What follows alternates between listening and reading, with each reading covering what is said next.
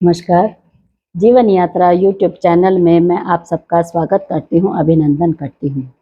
अथर्ववेद के 18वें अध्याय के तीसरे और चौथे सूक्त में परमात्मा ने हमें पितरों के बारे में पूरी जानकारी दी है कि पितर कौन होते हैं, पितरों का श्राद्ध कैसे किया जाता है, और आज जो हम जानेंगे कि पितृलोक कहाँ पर है, ये भी अथर्ववेद के 18वें अध्याय के चौथे सूक्त में बताया गया है कि पितृलोक कहाँ पर है।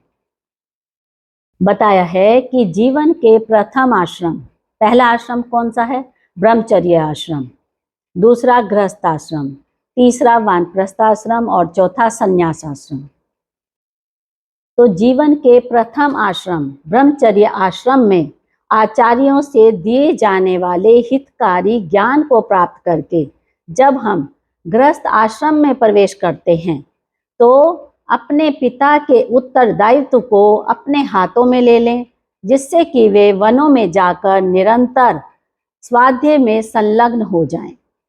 वेदों में वानप्रस्थ को ही पितृलोक कहा गया है और कहा है कि वहां पर हमारे पितर ब्रह्म प्राप्ति के मार्ग पर चलने वाले बने। बताया है कि जो मनुष्य, जो आत्माएं पंच यज्ञ युक्त जीवन जीने वाली होती हैं, यानी कि कौन 5 यज्ञ बताए गए हैं? ब्रह्म यज्ञ, देव यज्ञ, पितृयज्ञ और अतिथि यज्ञ व बलिवैश्य यज्ञ, इनको जीने वाले बनते हैं तो वो अपने शरीर को ही प्रभु का निवास स्थान बना लेते हैं। और ऐसे दिव्य मनुष्य, वनों में रहने वाले पितर, प्रभु के उपासक, सभी को प्रभु के समान जानकर सभी में बंधुत्व की भावना वाले होते हैं, सभी को एक समान देखने वाले होते हैं।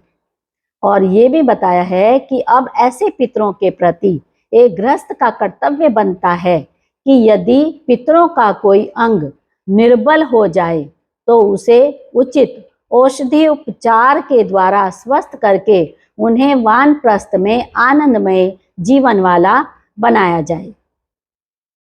ये भी लिखा है कि वानप्रस्थ से आए पितर प्रभु के दूत ही होते हैं।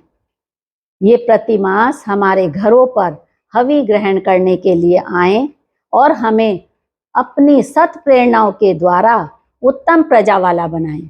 यहाँ पर प्रजा से मतलब है एक आत्मा की प्रजा होती है, उसकी कर्मेंद्रियां और उसकी ज्ञानेंद्रियां।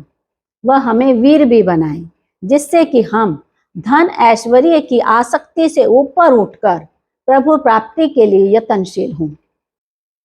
कहा है कि जिन घरों में पितरों का आना जाना लगा रहता है वे पितृ सदन कहलाते हैं। और ये भी बताया है कि पितृ भी सचमुच पितर हों। वे कैसे हों?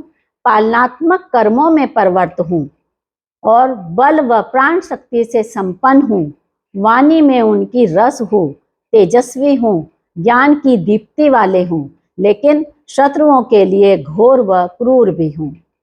तो ऐसे पितरों को हम नमन करें, आदर करें, यही पितृयज्ञ कहलाएगा। धन्यवाद। ये थी वेदों में दी गई पितरों के प्रति जानकारी।